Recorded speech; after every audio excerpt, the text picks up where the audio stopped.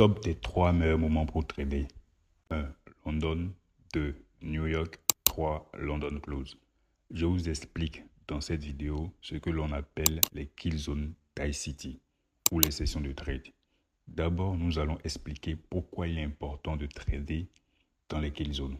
Ensuite, nous passerons en revue le PDF que j'ai créé pour marquer les plages horaires de ces kill zones. D'accord? Puis, nous irons sur TradingView pour configurer l'indicateur d'ICT qui nous marquera automatiquement ces zones. En fin de vidéo, je vous réserve un bonus. Donc, suivez l'entièreté de la vidéo pour ne pas le rater. Avant de commencer, je tiens à remercier tous ceux qui se sont abonnés à ma chaîne, qui ont regardé mes vidéos, l'entièreté de mes vidéos et qui ont lâché un pouce j'aime. Merci à vous. Et ceux qui ne l'ont pas fait, allez vous abonner, activez la cloche de notification. On continue l'aventure ensemble. Allez, passons au vif du sujet. Nous voilà sur le PDF que j'ai créé. Donc, mais avant ça, qu'est-ce qu'une zone? Les kill zones, ce sont des plages horaires pendant lesquelles la volatilité est élevée, ce qui les rend idéales pour trader et trouver de bons setups. Donc, dès que vous trouvez votre setup buy, par exemple, vous placez votre ordre. Pendant la kill zone, il y a assez de volatilité. Donc, si votre analyse est bonne, vous êtes rapidement déclenché et le marché ira rapidement vers votre TP. D'accord? Donc, nous avons Forex Kill Zone. Avant de voir les sessions du Forex, nous devons d'abord partir sur notre TradingView. Allez faire ce coin totalement en bas. La time zone doit être... On doit régler la time zone en UTC-5.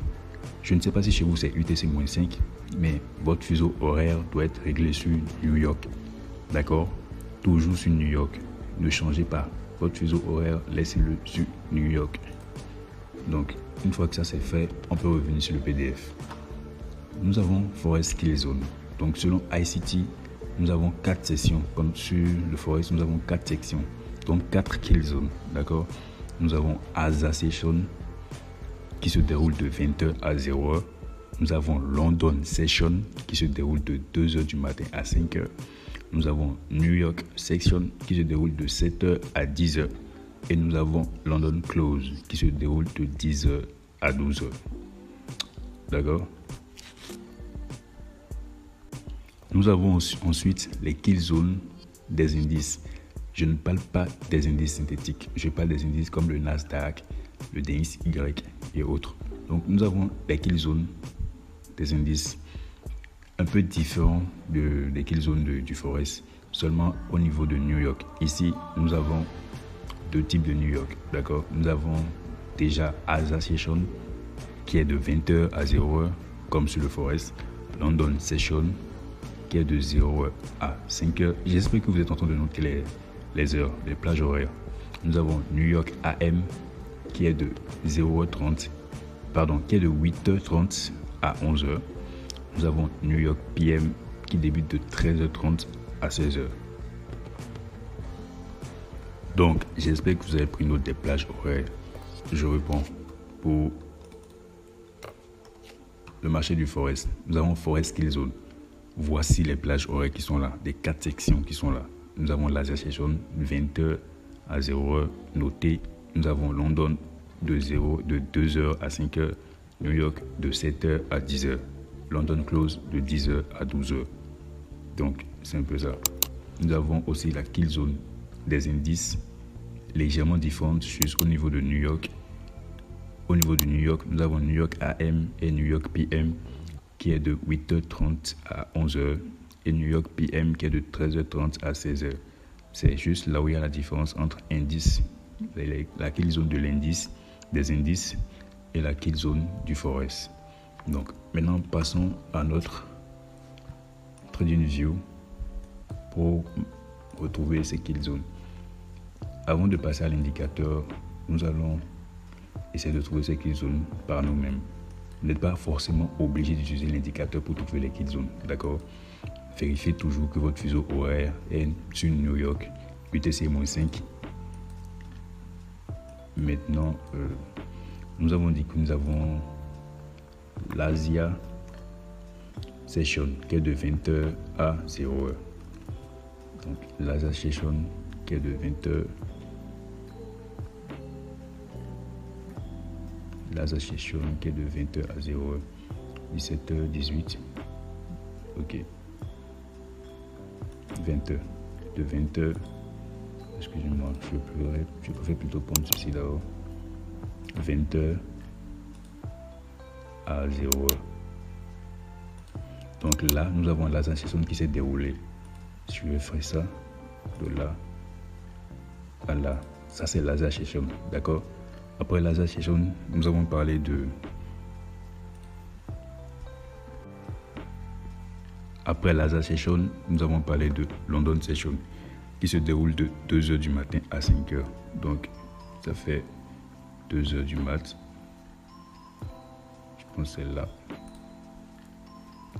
2h du matin à 5h.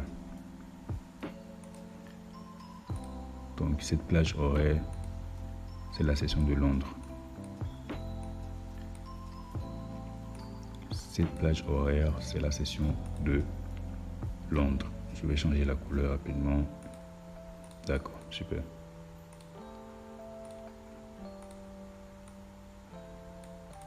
Ok.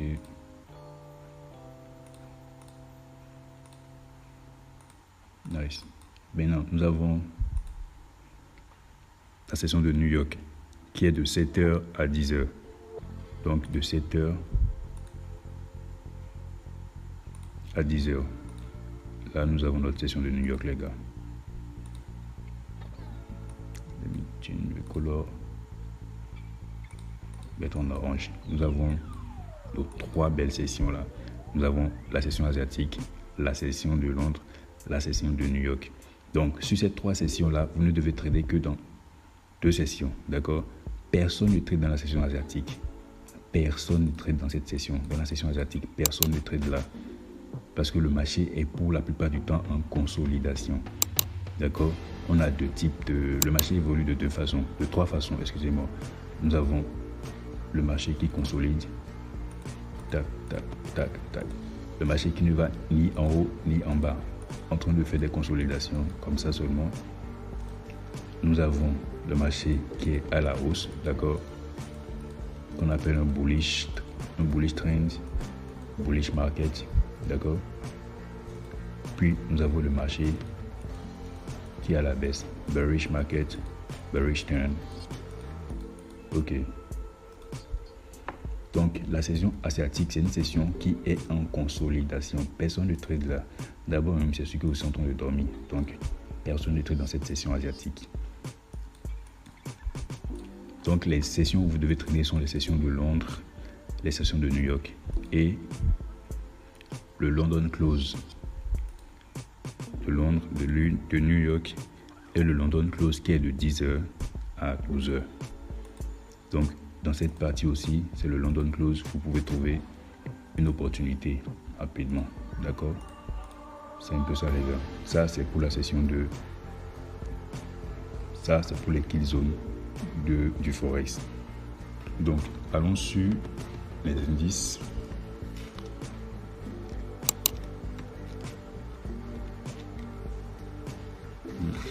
Ok, bon. Allons sur les indices. Ok. On ira sur le Nasdaq. Ok, super. Bienvenue sur le Nasdaq. Qu'est-ce que je dis? Bref, bienvenue sur le Nasdaq. Ok, donc l'indice kill zone du Nasdaq. Nous avons Asia Session qui ne change toujours pas, qui est de 20h. Laissez-moi trouver rapidement les 20h. Ici. Ok. Asia Session qui est de 20h à 0h. Là, nous avons London Session qui est de 2h du mat. Ok. À 5h. D'accord. New York qui est de 7h du mat. 7h du mat à 10h. D'accord. Bon. J'ai pas mis. Ici on a Asia Session. Ici on a London Session.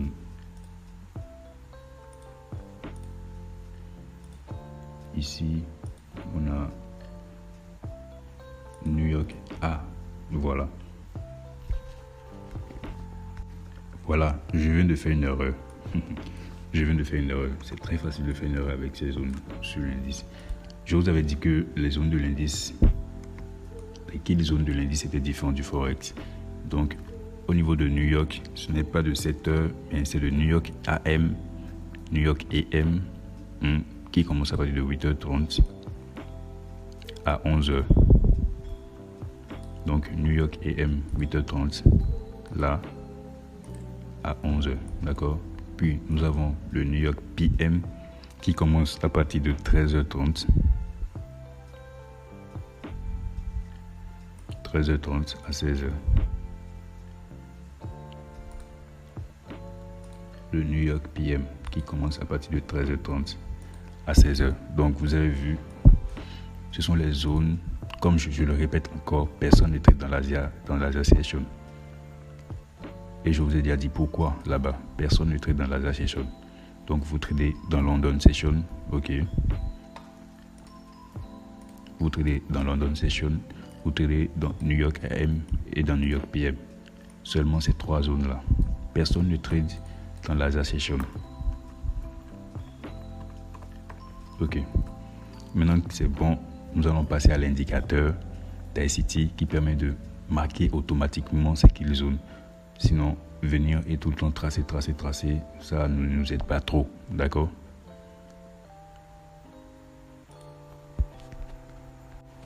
Donc, retournons sur l'euro USD. Notre cher euro USD. Donc, l'indicateur que j'utilise, supprimer d'abord les dessins du graphe. L'indicateur que j'utilise pour ajouter l'indicateur sur le graphe, vous venez à ce niveau-ci, d'accord? Vous cliquez là-dessus. Voici l'indicateur que j'utilise, que j'ai déjà mis en favori. ICT Killzone Toolkit de Lux Algo, d'accord? Vous tapez ICT Killzone. Chez moi, c'est déjà en favori, d'accord? Mais vous allez sûrement trouver ça dans la liste de communauté qui se trouve ici. Donc vous choisissez bien Lux ICT Killzone Toolkit Lux Algo. Juste un clic dessus, tac, et c'est déjà ajouté. Vous voyez, c'est déjà ajouté. Si vous venez à ce niveau là, vous verrez qu'il y a Lux Algo ICT Toolkit Killzone. Je fais ça, ça disparaît, ça revient, ça disparaît, ça revient. D'accord? Donc, nous allons passer à la configuration du... En temps normal, l'indicateur est déjà configuré. Vous voyez bien ici chez moi, c'est déjà configuré. Nous avons l'Asia Session qui est de 20h à 0h, London 2h à 5h, New York. Mais le problème ici, c'est que ça dépend, ça n'a pas pris en compte que le Forex, ça a pris et le Forex et les indices synthétiques. D'accord? Donc, ici, c'est à vous de voir. Vous pouvez juste enlever ceci, trader uniquement le Forex, les gars. Vous pouvez trader uniquement le Forex, donc enlever le AM qui se trouve là et de remettre le fuseau horaire de New York pour le Forex qui est de 7h en place là, de 7h à 10h. Check. Et vous avez vu, on a seulement Asia, London, New York. D'accord? Et je vous avais dit aussi qu'il y avait, pour le Forex bien sûr, qu'il y avait London Close, d'accord, qui se déroulait de 10h à 12h. Donc vous pouvez aussi ajouter ça. Check. Normalement ça doit apparaître. Je vais voir un truc. Ok, cochez ça. Voilà. Donc on a Asian Session, London Session, New York Session, London Close. Donc vous voyez, c'est un peu ça. Donc vous avez là vous avez vos kill zones. Et c'est pendant ces kill zones vous devez trouver des opportunités d'achat, de vente et tout. Pendant ces plages horaires là, personne ne traite dans l'Asia Session, je vous l'avais déjà dit. Donc, les plages horaires où les kill zones ne sont pas là, ces genres de plages horaires, par exemple, il n'y a pas de trade à aller chercher là-bas. D'accord, les gars, il n'y a pas de trade. Regardez par vous-même. Vous constaterez que dans ces plages horaires, il y a de la volatilité. Regardez, cette impulsion baissière là, boum. Ouais, je pense même que j'ai pris un trade ici. Oui, j'avais pris ce sell là. Je pense même que j'ai fait une vidéo. Je n'ai pas encore fait la vidéo explicative, mais j'ai fait la vidéo où je détaillais la position. J'ai détaillé ma prise de position sur ce mouvement là. Très joli mouvement. J'ai vraiment aimé. Donc, vous avez constaté que c'est pendant London Close, j'ai pris mon trade London Close. Et vous avez vu mon violent mouvement baissier. Boum. Très joli. London Close aussi. New York. Regardez bien, New York, vous avez vu. Donc, c'est pendant ces kill zones, il y a de la volatilité, les gars. Il y a de la volatilité. Regardez Asian Session. Ça consolide. Personne ne trade là-bas. Personne, je vous dis. Donc, ne tradez pas de laser session. Personne ne trade dans la laser session. Donc, ce qu'il faut faire, vous allez constater qu'il y a beaucoup d'autres choses qui sont ajoutées. FVG, OBI, ce sont des concepts d'ICT, d'accord? Donc, ce sont des patterns et tout. Je vous ferai des vidéos pour vous expliquer. J'ai déjà fait une vidéo sur l'order block. D'accord? Prochainement, ce sera une vidéo sur l'FVG. La prochaine vidéo qui viendra, ce sera sur l'FVG. Donc, ce qu'on fera, on ira toujours là. Et on va désactiver un bon nombre de choses. Comme par exemple, ceci qui ne va pas me servir. Ça, quand vous enlevez ça, vous allez voir que c'est les noms des kill zones qui disparaîtront. Donc, si vous avez envie d'enlever les noms, kill zone label, d'accord, ou les kill zone line, qui efface les lignes des kill zones. Moi, je peux faire ça comme ça. Là, j'enlève les trucs des order blocks. J'enlève ceci aussi. Ça, j'enlève. Fair value gap, j'enlève. Voilà, c'est tout ce dont j'ai besoin. C'est juste des kill zones, moi. C'est tout ce dont moi j'ai besoin. Mes yeux sont déjà assez entraînés pour reconnaître les patterns. Donc c'est un peu ça. Et si vous utilisez trop les indicateurs pour identifier les patterns, arriver au moment où vous allez vous taper des SL, pas possible. Parce que l'indicateur ne verra jamais mieux que vous. Donc il y a des patterns qui sont souvent invalides. L'indicateur ne va jamais vous dire que ce pattern vient d'être invalidé. Donc c'est vos yeux qui les verront. Donc à vous de voir. Utilisez seulement les indicateurs pour identifier les kill zones et entraînez-vous à backtester pour mieux maîtriser les concepts. Donc, nous sommes à la fin de cette vidéo. Ah oui, le bonus dont j'ai parlé. Je vais vous identifier les meilleures prises de liquidité à utiliser pour trader. D'accord? Donc, meilleures prises de liquidité, nous avons déjà les hauts et les bas de chaque session. De chaque session. Que ce soit l'Asia Session, que ce soit London Session, que ce soit New York Session, que ce soit London Close. D'accord? Le marché a tendance à venir récupérer ces hauts là. Donc quand je dis les hauts de chaque session, ça c'est le haut de l'Asian Session. C'est de la liquidité qu'il y a là. Je vous avais fait une vidéo sur la liquidité. Elle s'affichera en haut quelque part, en haut à droite, quelque part là-bas. Si vous n'avez pas vu la vidéo sur la liquidité, retournez regarder la vidéo sur la liquidité pour mieux comprendre ce que je dis ici. Donc là, nous avons la liquidité. Là, c'est London High, d'accord? Là, c'est London Low, d'accord? Ici, on a un swing, un high swing ici, un swing higher, donc New York High, New York Low, d'accord? Donc, les hauts et les bas de chaque session, il y a de la liquidité là et le marché a tendance à prendre cette liquidité. Donc, par exemple, disons que